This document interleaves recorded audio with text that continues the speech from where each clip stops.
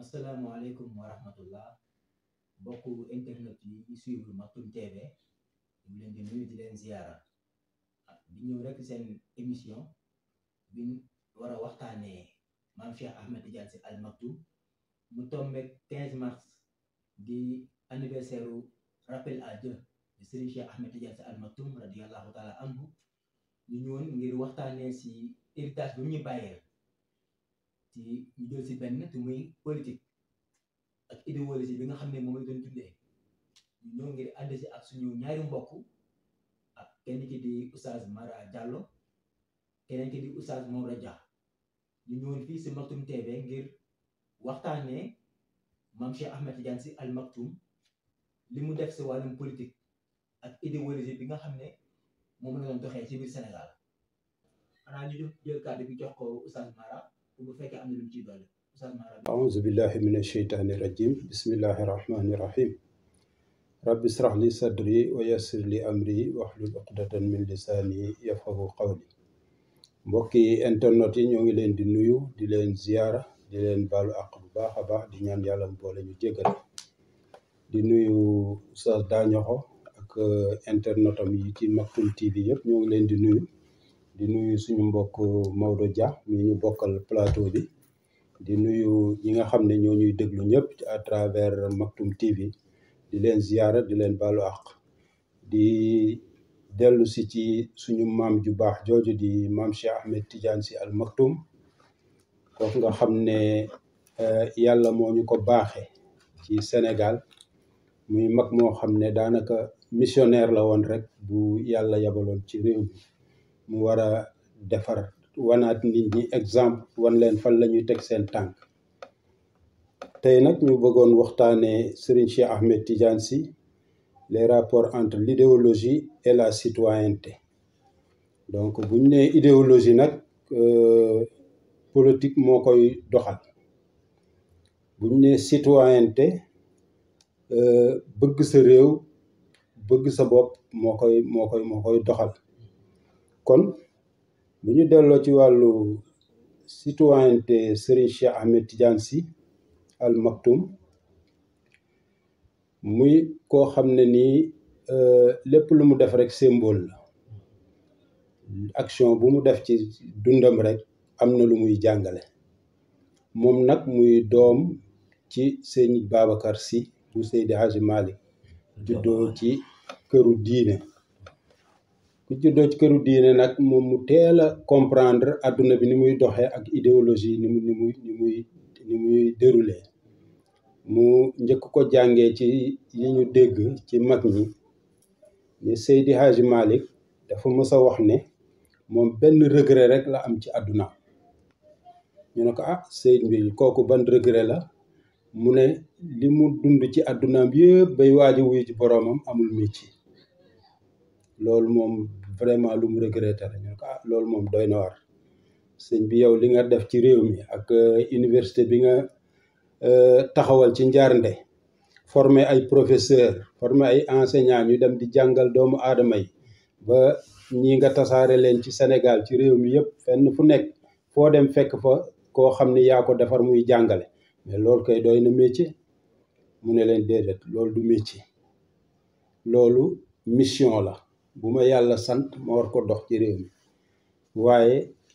mission ak métier du benn te boo seetloo Sénégal loolu dañ koy jaawale parce que ñu bëri ñuy jàngale daara fii pour ñoom seen métier lañ nekk parce que loolu lañ ko jàppee te or que Seydi Hadji Malick mu ngi jàngale ne loolu du métier muy wane ni góor gu nekk war ngaa am métier en dehors de mission bi nga xam ni moom la yàlla sant waaw Serigne Cheikh nag teel a comprendre loolu ci kàddu Seydi Hadji Malick boobu mu ne kon nag moom war naa mën a wuti métier comme nag moom ci famille religieuse la juddoo te famille religieuse yi en général mbay mooy seen métier ndax bu ñu nekkee ci daara ji ña ngay bay boole di jàngal njaboot gi ci daara ji donc mu dugg ci agriculture commencé dugg ci mbayum gerte ak yooyu mais bi mu duggee ci mbay mi mu gis foofu ni muy doxee mu xam ne fii bu ñu leen toppee ci nii ñuy doxee ñun dañuy des ginnaaw doomu daara dañuy des ginnaaw te comme moom dafa ñëw pour wan doomi daara yi naka lañ war a mel mooy li ma wax léegi missionnaire la parce que boo seetloo dundam ak ni mu jaar ak fi mu jaar yëpp da ngay gis ne kon kii missionnaire la buy joxe ay leçon di joxe ay exemple yu nit ñi mën a jaar mu xool ne mbayum gerte gi baykat bi day bayee ca àll ba tubaab ba koy jënd ma nga Dakar te moom sax des fois moo lay fixer prix bi mu koy jëndee ba pare mu transport bi yaay fay transport bi encore pour indi ko Dakar jaay ko léegi mu xool ne liggéey bi dafay xaw a doy waar mu ne kon transport bi am ci diggante jënd gerte gi fii jaay ko fële liggéey bu war a am solo la mu daal di dugg ci wàllu transport bi nag transport marchandise rek la doon def bu ñu bayee ba pare mu jël gerteem dem yóbbu Sonacos jaay dem ca seko ba ñu posé ko mu yóbbu Sonacos ci usine ba jaay leen ko tubaab yi jënd ko def ko ci ay usine bi toggaat ko yenn yi ñu yóbbu ko bitim réew defaraat ko ñëwaat jaay si waat na ko donc mu xool chaîne boobu tubaab yi di doxee et tout ça mu xam ne lii vraiment bu ñu toogee nii rek di seetaan ñun ay consommateur rek la ñuy mujj doon kon il faut ñu def yitte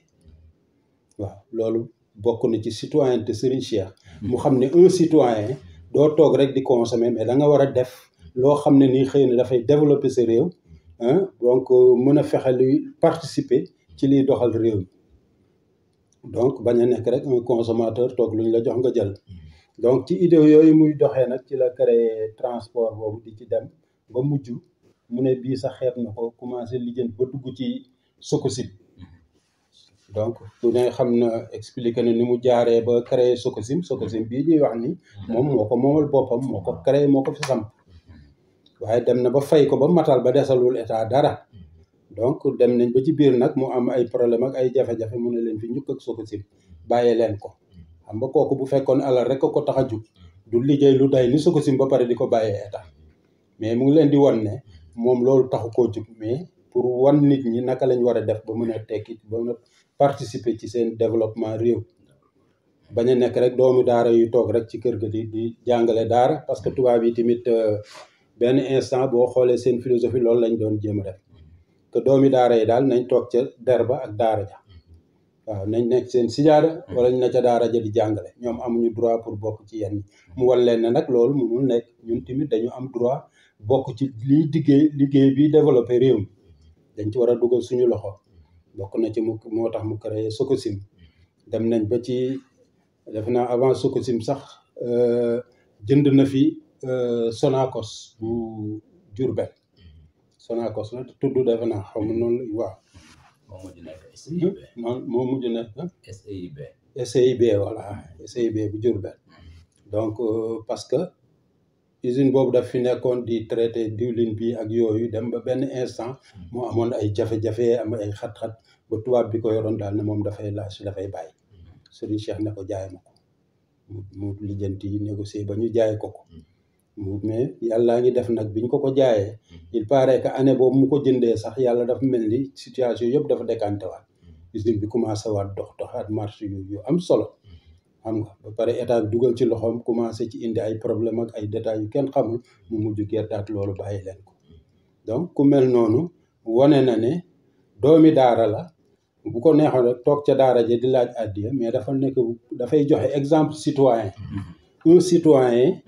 da nga war a bokk ci li nga xam ni mooy développer sa réew donc moom jaar na foofu ci wàllu liggéey ci wàllu citoyenneté ba wan doomi daara yi ne leen waru leen toog rek diggante der bi ak daara ji mais war ngeen góorgóorlu def seen àlluwa mais aussi ngeen boole ci di liggéey nekk ay entrepreneuriat bi ngeen dugg ci mun ci développer seen réew donc loolu bokk na ci point yi nga xam ni jot na ko def ci wàllu citoyenneté xam naa dellu si na sax ba ci wàllu politique bi parce que ci wàllu citoyenneté boobu mu nekkoon dafay dem ba dafay dugg ci wàllu politique ndax idéologie politique moo koy doxal te idéologie bi tubaab yi tegoon fii dafa dellu woon ci rek ñoom ñoo fi nekkoon dans colonisation lañ nekkoon donc on était colonisé donc bi ñoom nag bi ñu demee bay joxe indépendance bi ñuy dem avant ñuy dem préparé nañ ay nit yoo xam ne nii ñoom daanaka ñoo leen formé waaw kon nag ñoom même bu ñu demee réew mi ci seen loxo lañ koy bàyyi donc ñoom itam la tubaab yi doon doxal rek ci loolu la ñuy doxal wala ñu continuer noonu donc moom il a tout compris ça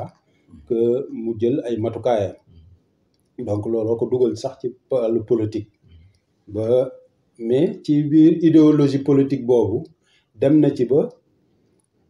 li mu comprendre mooy que Sénégal ñu ngi nekk ci 95% musulmans donc catholique yi bëriwuñ fii donc président Senghor ñëwoon fii di politique ak Lamine Gueye donc te gis na ne ci yeewu teem ak analyse yu ko yàlla may xam na ne jàppale Senghor mooy indi stabilité Sénégal parce que sinon dañ naan bon jullit yi ñoo fa ëpp dañ leen jaay doole ñoom ñoo di kii ak yooyu donc te mën na indi féewaloo entre jullit yi ak catholique yi donc moom mu fexe jàppale Senghor pour ñu def ko président histoire bu defe naa xajul ci émission bi mais ku ne dégg na fi mu jaar ak Senghor ba ci yóbbu ko ci Serigne Babacar Sy ak sëñ Fallou Mbacké ak ñooñu donc ba ak ñaan yañ ko ñaanaloon et tout ça je crois que yooyu yëpp bokk na ci li nga xam ni luy stabiliser dëkk bi moo ko taxoon jóg moom bu duggee ci politique dugg ci pour chercher poste wala chercher ay pouvoir mais dafay ci bokk pour stabiliser dëkk bi parce que moom moo war a stabiliser ndax moo fi yore daara ji moo yore njaboot gi donc ñii c'est des politiciens ñii presque tubaab bee leen jàngal et tout ça ñii ay néew gi doole lañ mais du bàyyi ñi pouvoir bi jàngal ñu noot néew gi doole yi aussi du bàyyi aussi néew gi doole yi tamit comme ñoo fi ëpp aussi mënuñ bàyyi ñu nax leen ba dugal nit ñi ci yeneen dérive yoo xam ni mën na jur yi ay musiba ci réew mi donc yooyoo tax mu dugg ci wàllu politique je crois que yooyu duñ ci sori suñu mbokk bu ñëwee moom dina ci développer lu am solo mais dañuy wax rek suñu diggante maam Cheikh ak idéologie parce que idéologie boo ko tuddee rek tudd politique parce que politique mooy doxal idéologie donc mënoo tudd idéologie te tuddoo politique donc moo tax mu laal ci politique am naa développement yi dina ñëw donc citoyenneté bi mooy en tant que sénégalais bi lan la mën a apporter réewam pour bokk ci développement buy développer réewam Sococim bi mu créé woon ba léegi mu ngi fi nit ñi ci la ñu jëm ciment ba yeneen ak yeneen topp ci donc en tant que citoyen te moom bokk na ci première ñi nga xam ne ñoo njëkk créer entreprise fii ci Sénégal waaw parce que Sococim def naa bi ko tubaab yi lebal parce que moom bi ñu waxee kii bi yëpp c'était mu ngi tourné woon ci ay 10 milliards xaw waaw 10 milliards te booba xam na ne banques yi nekk Sénégal su fi lebee 10 milliards donc ak taux bi ñu koy tegal ak pour intérêt yi ci nekk ak nangam sangam day xaw a diis mu ne du lebee Sénégal day dem ba France dem ci caisse de développement xaw ma nu mu tuddati caisse de mooy caisse bi fi tubaab yi tegoon pour développer Afrique ak yooyu wala dem leb fa ñu lebal ko fa xaalis donc mu ñëw ci la créer usine bi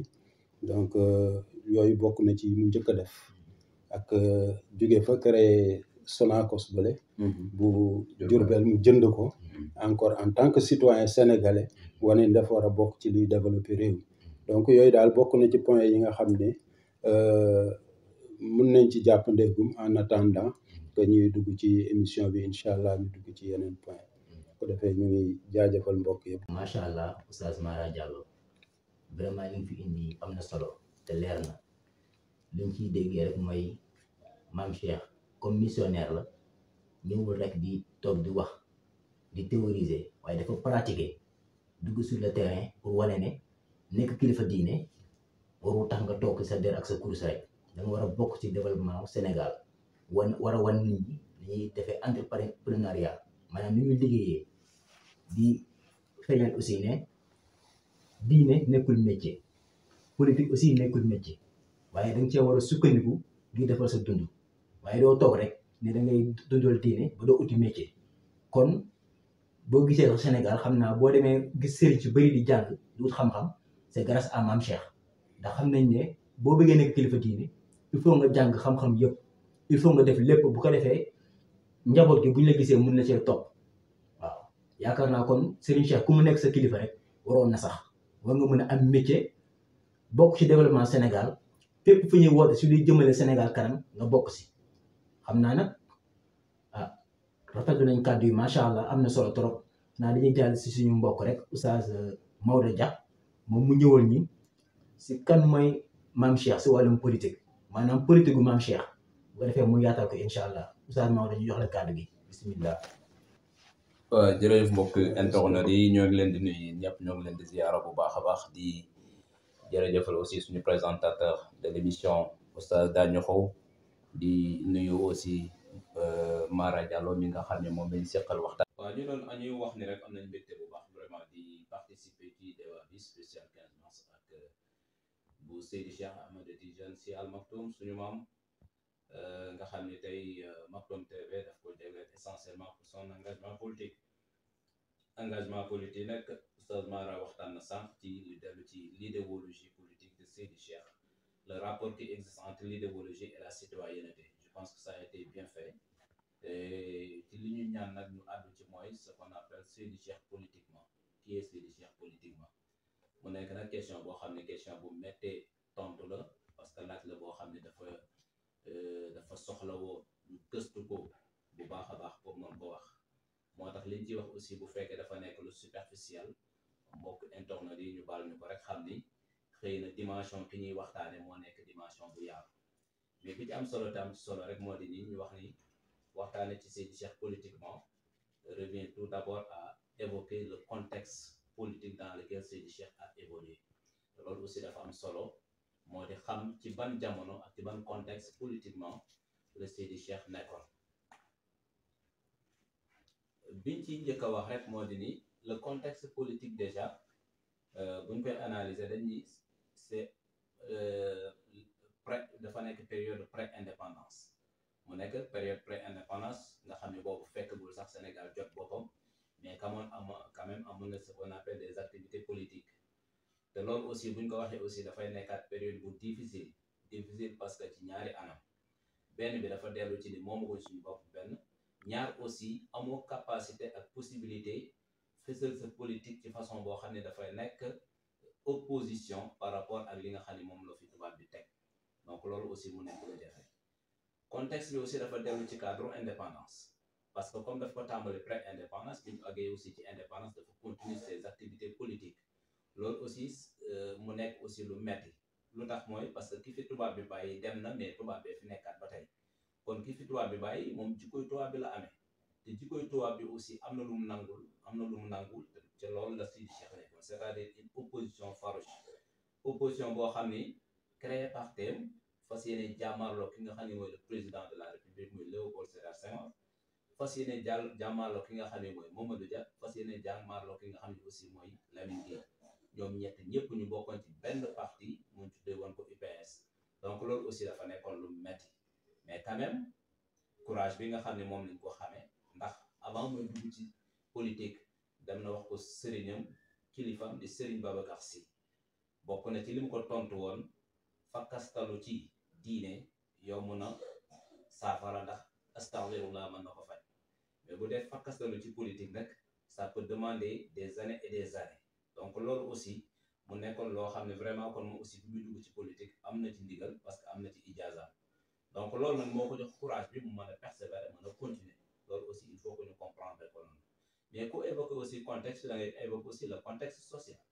Oustaz Mara wax na ko ce n'était pas du tout évident et c'est un peu contradictoire nga nekk di dans une famille religieuse boo xam ne moom lañ xam nga xam ne diine nga fi taxawala nga impliqué wu dans un autre sphère boo xam ne c'est la sphère politique ñi la koy bañal dafay bari na ci ñi la koy bañal dafay bari sax ba ñi nga xam ne ñoom nga bokkal diine te comprendre exactement la mission du prophète Seydina Mohammed sallallahu alayhi wa sallam parce qu'il était en même temps lui le politique il était le guerrier il était le combattant il était le chef de guerre le chef d'État mais il était aussi l'imam il était aussi le prophète il était le missionnaire kon kooku ku ko donn da ngay boole le tout parce que diine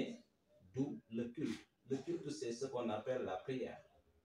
mooy julli culte la woor culte la aji màkk culte la mais en dehors de ce qu'on appelle ces cultes là am na ce qu'on appelle les valeurs humanitaires yoo xam ne dafa nekk ci diine les valeurs civilisationnelles yoo xam ne dafa nekk ci diine civilisationnelles et civilisatrices yoo xam ne dafa nekk ci diine et ce qu'on appelle aussi les valeurs cardinales loolu aussi pour nga mën ko dimbali nit ñi mën ci jot il va falloir donc nga xam ni kon diine nekkul julleeg jàpp mais am na yeneen yoo xam ne aussi moom la soxla je pense que donc loolu mooy li nga xam ne mooy juróom incompréhension bi demoon na ba yenn kilifa diine yi nga xam ne ñoom la bokkaloon diine sax mën ñu ko comprendre parce que dañuy wax Seydi Cheikh lan lay wut ci politique ndax comme ñu ngi ne politique je pense que maa ngi ciy lire benn article sànq rek bi ñuy def gëstu yi ñu jot benn mbokk bu ci mos a bind muy benn mbokk bu mos a siiw fii ci Sénégal bu Cheikh Abdoulaye Dieye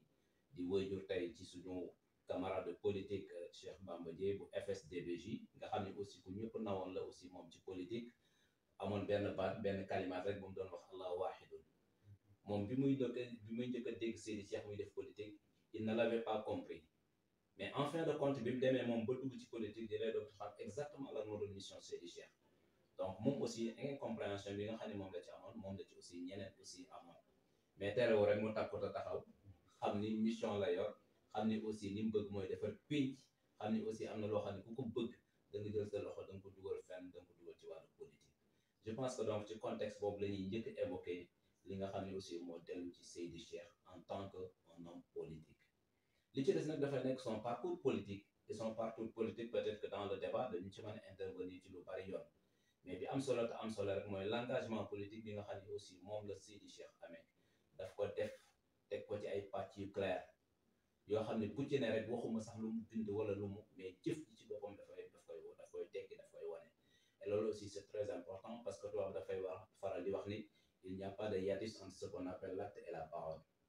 si l'acte est là la parole doit édifier l'acte la parole doit l'édifier du moins donc noonu la tëddee wax bu ñëwee